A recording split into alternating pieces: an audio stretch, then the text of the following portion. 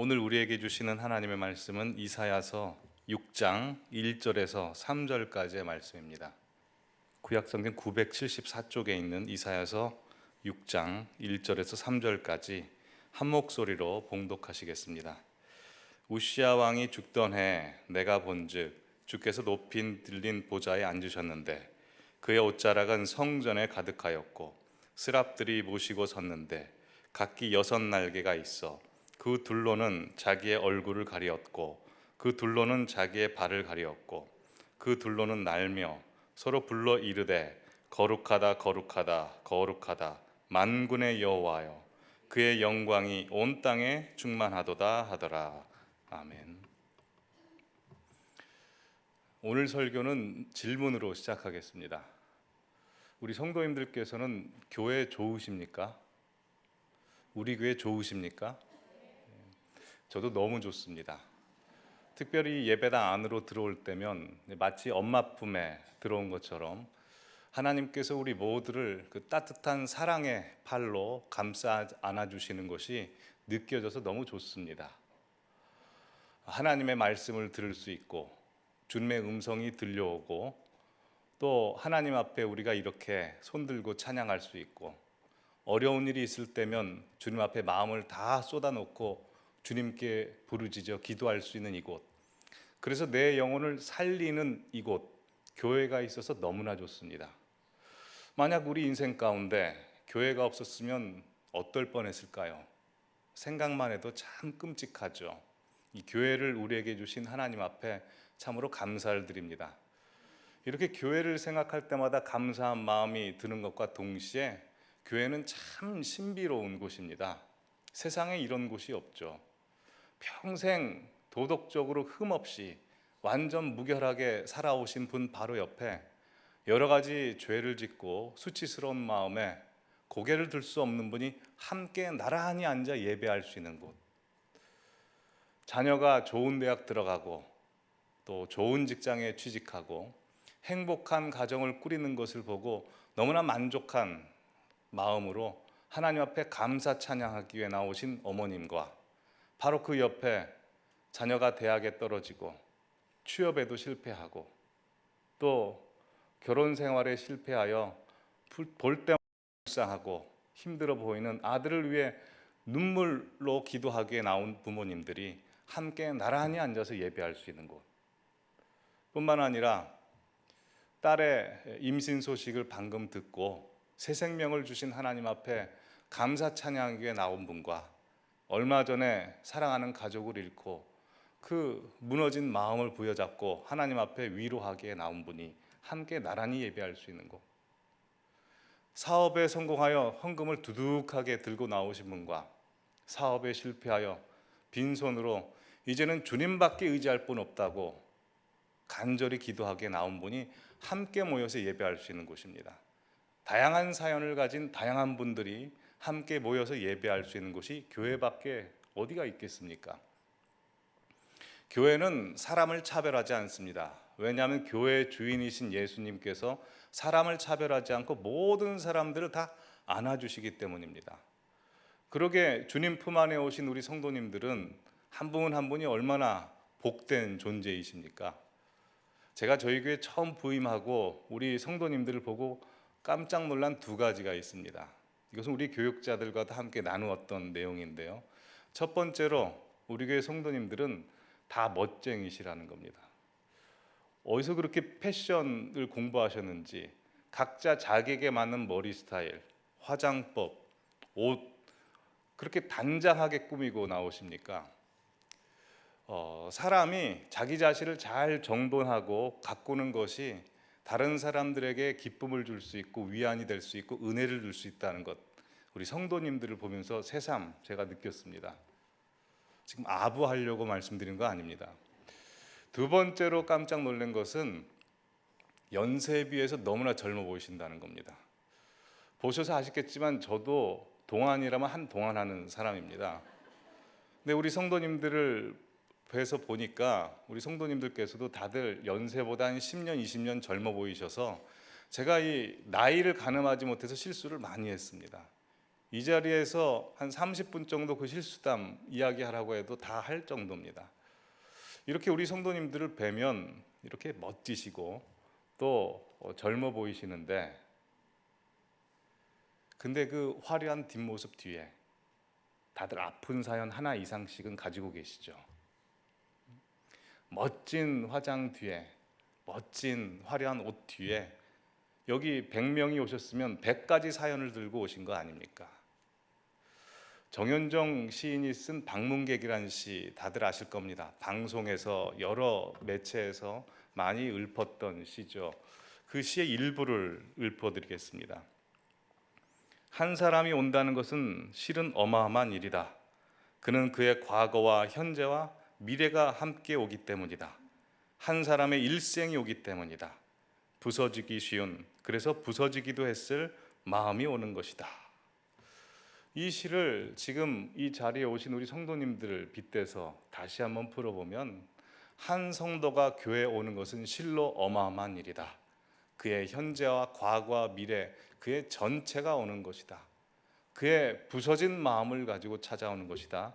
그의 사연이 주님을 위해 찾아오는 것이다 라고 할 수 있을 것입니다. 오늘 이 시간 우리 성도님들께서도 그 부서진 마음을 가지고 이 성전 안에 계신 하나님 아버지를 뵙기 위해서 다들 오셨습니다. 참으로 잘 오셨습니다. 우리 주님께서 그 부서지고 사연 많은 여러분들의 인생을 보듬어 주시고 회복시켜 줄 것입니다. 근데 오늘 본문에 등장하는 주인공 역시 무너지는 마음, 부서진 마음을 가지고 주님 계신 성전을 향해서 찾아갑니다. 모두 다 잘 아시는 이사야 선지자죠. 이사야 선지자는 대예언자라고 합니다. 그는 장작 50년 이상 총 4명의 왕에 걸쳐서 하나님의 말씀을 담대하게 선포했던 왕입니다. 우시야 왕, 요담 왕, 아하스 왕, 히스기 왕, 그리고 마지막 므낫세 왕에게 순교를 당했을 것이라 그렇게 전해지죠. 그는 처음 선지자 활동했을 시에 왕궁에 소속된 왕정 선지자였습니다. 그 이후에는 왕궁을 벗어나서 예언을 했던 선지자입니다. 근데 오늘 우리가 보는 이 이사야서 6장을 가리켜 흔히 이사야의 소명장이라고 하죠. 근데 좀 이상하지 않습니까?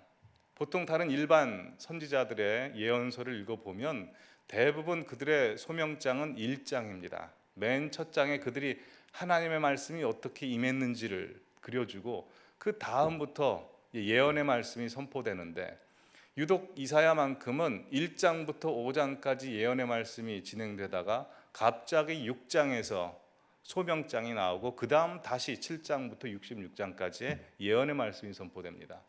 왜 그럴까요?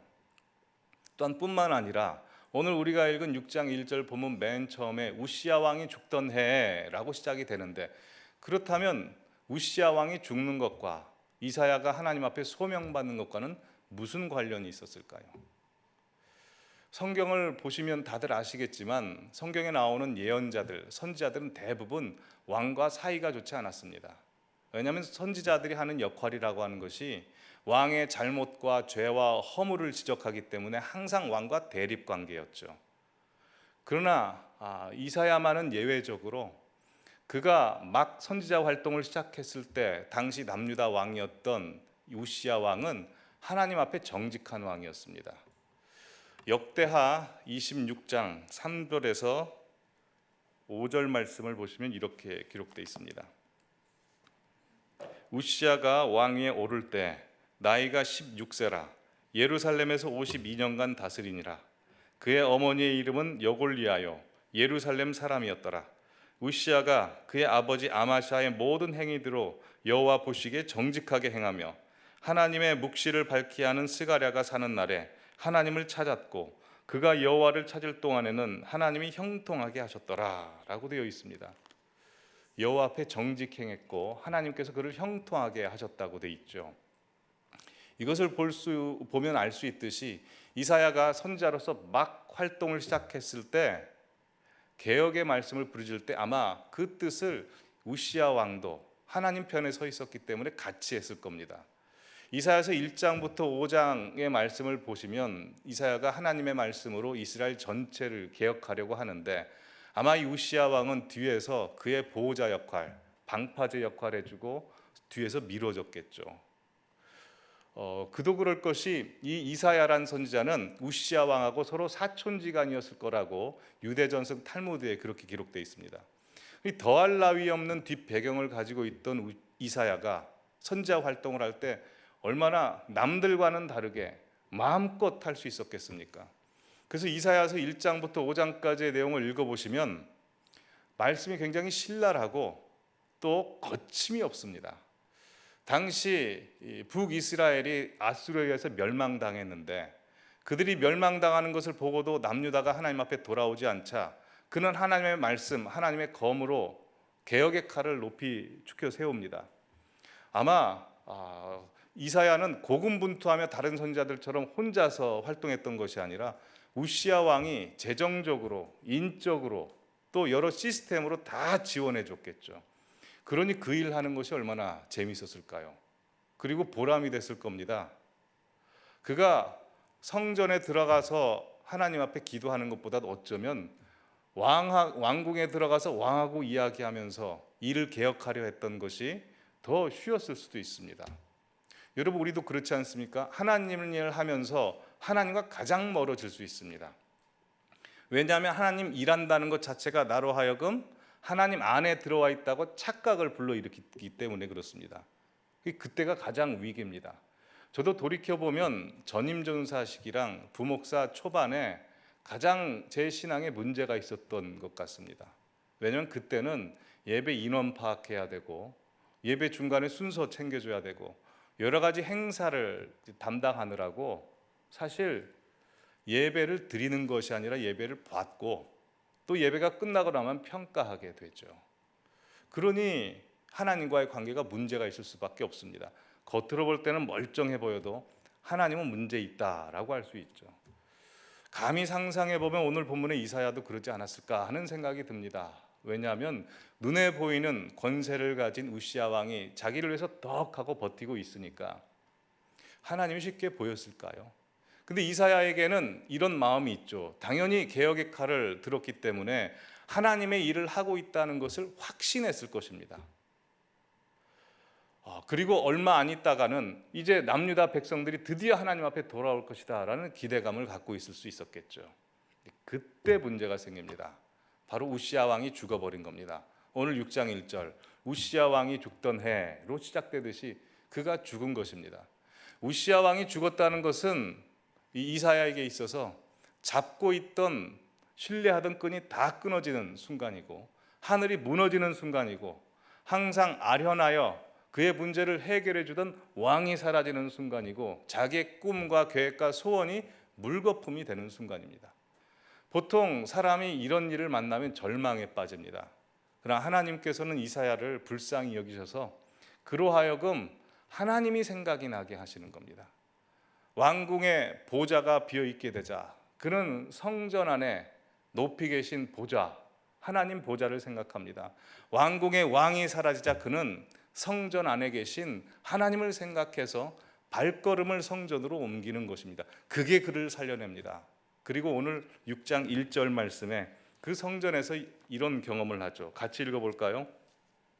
우시야 왕이 죽던 해 내가 본즉 주께서 높이 들린 보좌에 앉으셨는데 그의 옷자락은 성전에 가득하였고, 자, 그는 왕궁 안에 보좌가 비어 있는 것을 보고 성전 안에 갔는데 왕궁보다도 훨씬 더 높은 보좌 위에 온 우주 만물을 통치하시고 다스리시는 하나님을 보는 것입니다.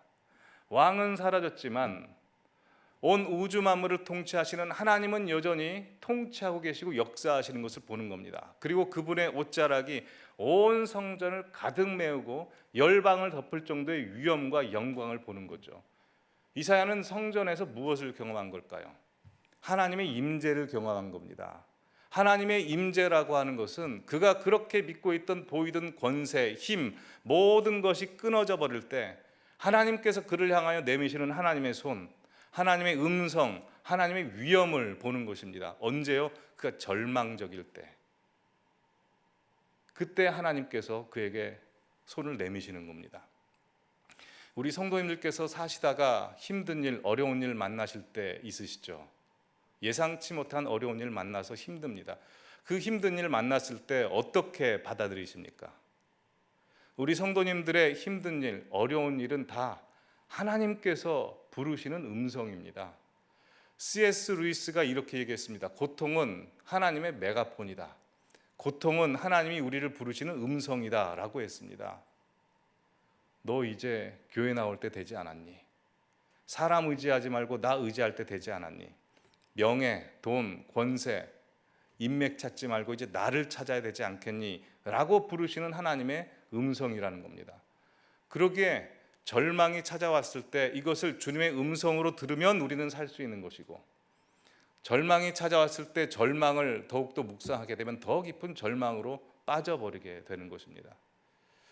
헤르만 헤세가 쓴 절망하게 하소서라는 시가 있습니다. 그 시의 일부분을 읽어드리면 이렇게 됩니다. 하나님, 저로 하여금 절망하게 하소서. 당신에 대한 절망이 아니라 나 자신에게 절망하게 하소서. 미칠 듯한 슬픔을 맛보게 하시고 온갖 고뇌의 불꽃을 지나가게 하소서. 그때 나에게 가르쳐 주옵소서. 그것이 당신에게 행하셨던 일이라는 것을, 당신이 불꽃과 고뇌를 보내셨음을 알게 하소서. 즉 헤르만 헤세는 자신이 당한 절망과 고통이 하나님이 부르시는 음성으로 들은 것입니다. 혹시 우리 성도님들 가운데 지금 만난 어려움들, 누구에게 이야기하지 못한 사연들 계십니까? 그 사연들, 어려움들 다 주님께서 부르고 있는 음성이라는 겁니다. 실존주의 철학자 키에르케고르도 이런 말을 했습니다. 인간이라고 하는 것은 불안이라는 기차를 타고 절망이라는 터널을 지나 죽음이라는 종착지에 이른다. 비극적으로 그려냈죠. 그리고 이어서 그는 이렇게 이야기합니다. 하지만 절망은 우리로 하여금 믿음으로 도약하게 한다. 즉 오히려 절망이 우리를 유익하게 해서 믿음으로 도약하게 한다는 말입니다. 절망 중에 믿음을 갖고 있으면 소망으로 회복되고 상승될 수 있다라고 하는 것입니다.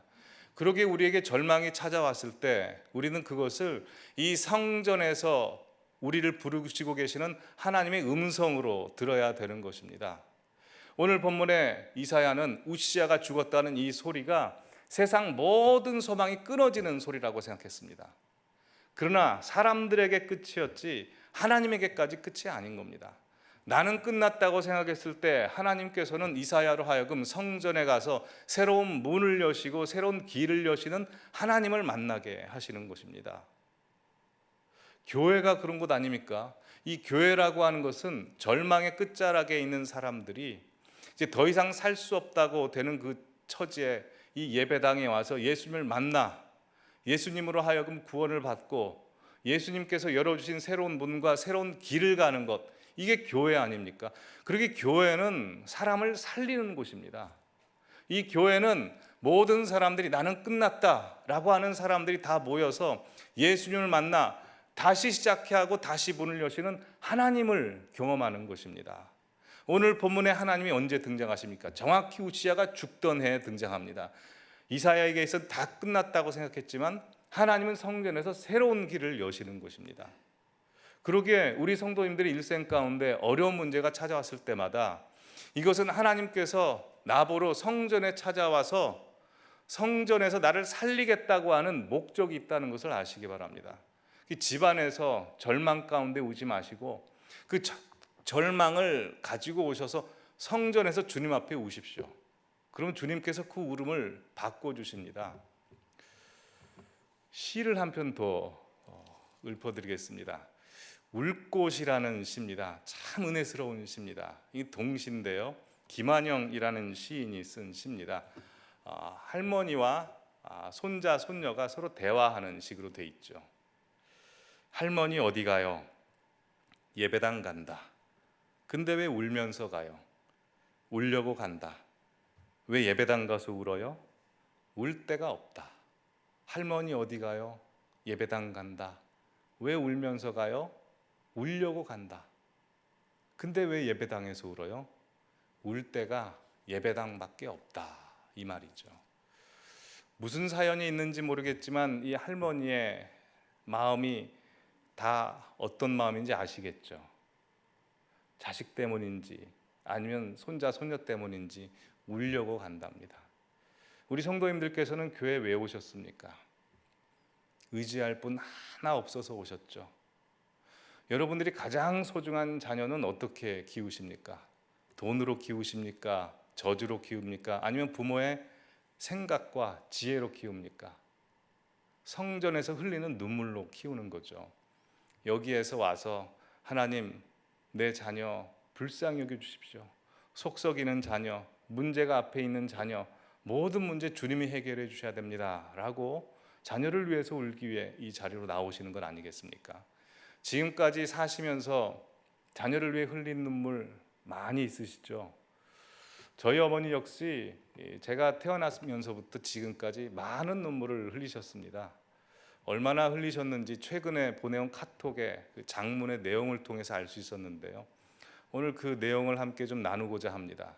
사실 간증의 내용이 포함되어 있어서 간증이라고 하는 것은 조금 꺼려지긴 합니다. 왜냐하면 메시지보다 간증이 더 앞설 수 있기 때문에 꺼려지긴 합니다만, 우리 성도님들께서는 다들 하나님의 말씀으로 자기 자신에게 적용할 수 있는 분들이기에 함께 나누고자 합니다. 내용이 이렇습니다. 아들 종원아, 하나님께서 때를 기다리게 하시면서 이렇게 수많은 세월을 지내며 울고 웃게 하셨구나. 내가 하나님 앞에 겸손히 바로 서 있고 은혜 안에 있는 순간이 나에게 최고의 감사와 효도구나. 모든 것을 하나님께 내려놓고 나니 너를 이 땅에 주신 하나님이 생각이 나는구나. 이제부터 간증의 내용이 들어가는 겁니다. 너를 임신하기 1년 반 전에 갑자기 온몸에 붉은 반점이 생기고 코, 입, 자궁에서 피가 흐르다가 정신을 잃고 쓰러져 병원 응급실에서 깨어보니 백혈병 진단을 받았단다. 원래는 백혈병이 아니라 루푸스라는 병입니다. 정신성 혼반성 루푸스, 난창증이라고 하는 병명인데, 당시에는 그 의료 기술이 아직 그 병이 무엇인지를 파악할 수가 없었던 시기였기 때문에 백혈병이라고 진단한 겁니다. 처음엔 의사가 가망이 없다고 했지만 내 외할머니 외할아버지가 죽어가는 딸 보고 한 달 동안 금식기도 하시고 나도 한 달 동안 입원하고 치료받으면서 많이 좋아졌단다. 이후 퇴원하고 통원치료 받으면서 거의 완치된 줄 알았지. 하지만 1년쯤 지나서 새벽에 또 코피가 폭포수같이 터지고 쓰러져서 응급실에 실려갔는데 병이 재발되고 임신 4개월이라고 하더구나. 의사도 할 말을 잃고 가족들도 정신을 잃을 정도로 충격이 컸단다. 의사 선생님이 말하길 재발이 되면 더 독한 약을 먹어야 하니 뱃속의 아이는 기대하지 말라고 하더구나. 그리고 산부인과 가서 검사를 해보니 기형아 판정이 났단다. 의사 선생님이 이런 경우 홀트 아동복지에 맡기는 것이 좋다고 해서 너를 그곳에 보내기로 도장을 찍고 나랑 뱃속의 아기랑 데려가시라고 하나님께 하염없이 울면서 기도했단다. 당시 외할아버지 외할머니께서 선교사님과 개척교회 세우시고 많은 고통당하셨는데 안 믿는 사람들한테 무슨 말 할 수 있겠냐고 하나님이 영광 가리지 않게 해달라고 눈만 뜨면 이 기도를 했단다. 홀대 아기 주는 것이 무슨 뜻인지도 모르고 정신이 없어서 의사 선생님 시키는 대로 아이 베넷 쪼고리 하나 준비 못했단다. 여기서 설명이 필요한데요. 홀트 아동복지 아이를 주기로 도장을 찍으면 산모가 아이를 낳으면 보여주지도 않고 바로 이제 기관으로 데려가는 겁니다. 그러다 약을 먹어야 할 때면 교회 가서 하나님의 크신 손으로 뱃속의 아이를 감싸시고 독한 약을 막아주십시오 기도하면서 먹었단다. 그렇게 정신없이 수개월을 보내고 새벽에 배가 아파 택시를 타고 병원에 가다가 기사 선생님이 병원이 먼 길이니 동네 병원으로 가자고 해서 동네 허름한 병원에 갔더니 새벽이라 의사도 없고 당직 간호사만 있고 열악한 환경에 침대가 부족하여 맨바닥에 종이 깔고 너를 낳았단다. 낳고 나서 베넷 쪼고리 급하게 구해서 입히고 다시 큰 병원으로 데리고 가서 종합검사를 했는데 기형아도 아니고 엄마병 물려받지도 않고 정상으로 태어났다고 병원이 발칵 뒤집혀졌단다. 의사 선생님도 기적이라고 하나님의 은혜라고 다들 좋아하셨지. 절대 모유는 먹이면 안 된다고 해서 넌 우유 먹고 컸어. 여기서 또 설명이 필요한데요. 그 택시 기사 아저씨가 만약에 그 동네 병원이 아니라 원래 다니던 큰 병원으로 갔으면 저는 이 자리에 설교를 못 하는 겁니다. 근데 기사 아저씨가 동네 병원으로 갔기 때문에 정밀 검진을 받고 이렇게 있을 수 있는 거죠. 근데 그 택시가 왔을 때 준비도 안 하고 올 수 없는 곳이었고 올 시간도 아니었는데 택시가 그 자리에 탁 서 있었답니다. 그냥 바로 나갔었는데 이제 그랬으면 이제 제가 하나님의 종으로서 하나님 앞에 바로 사역을 잘 해야 되지 않겠습니까? 근데 어떤 목사님이 이런 말을 하시더라고요. 목사는 두 종류가 있다. 요단강을 건너간 목사가 있고 요단강을 못 건너간 목사가 있다. 요단강을 못 건너간 목사는 이 광야에서 불평하고 원망하고 자기 마음대로 살다가 또 주님이 복 주시면 또 좋아했다가 왔다 갔다 하는데, 요단강을 건너간 목사는 정말 주의 심장 가지고 영적 전투를 치르며 하시는 목회자라는 겁니다. 근데 저희 어머니께서 저를 계속 보실 때마다 이 요단강을 못 건너간 목사인 겁니다. 이 중간에 꾸중도 많이 듣고 그렇게 해왔습니다. 이제 중략을 하고 마지막 부분을 보시면, 그래 넌 하나님이 불가능을 가능케 하셔서 주신 아이인데 엄마 마음대로 네 마음대로 살아서는 안 되지. 네가 하나님 앞에 진심으로 바로 서 있지 못한 모습이 보일 때면 교회 가서 기도하기를 하나님 때려서라도 신실한 목사 되게 해주십시오라고 했더니 정말 하나님께서 매를 때리시더구나. 제가 왜 인생이 힘들어졌는지 이 카톡을 보고 알았습니다. 다 우리 어머니 기도 때문에 그런 겁니다. 계속 이어서 읽어드리면, 네가 매를 맞고 나니 오히려 내가 정신이 들어서 이제야 진심으로 너를 하나님께 돌려보내기로 했다. 그러니 이제 네 차례다. 하나님 앞에 낯짝 엎드려서 항상 겸손하고 신실한 목회자로 한 영혼 한 영혼 불쌍히 여기고 예수님의 심정으로 교인 한 분 한 분 돌보며 목회하길 바란다. 엄마 소원이다. 이게 최근에 보낸 어머니의 장문의 카톡 내용입니다. 저희 어머니께서는 제가 태어나면서부터 지금까지 성전에서 흘린 눈물이 몇 양동이는 될 겁니다. 근데 또 저뿐만 아니라 저는 3남매입니다. 제 위로 누님이 계시고 제 아래로 제 동생이 있는데, 제 누님은 목사님 사모님이고, 그리고 제 동생은 회사 다니다가 갑자기 소명을 받아가지고 그 아이도 목사가 됐습니다. 그러니 돌아가면서 어머니 걱정을 끼쳐드리는 겁니다. 돌아가면서 어머니 기도 제목, 교회 가서 작정 기도하게 하고 눈물을 흘리게 하는 겁니다.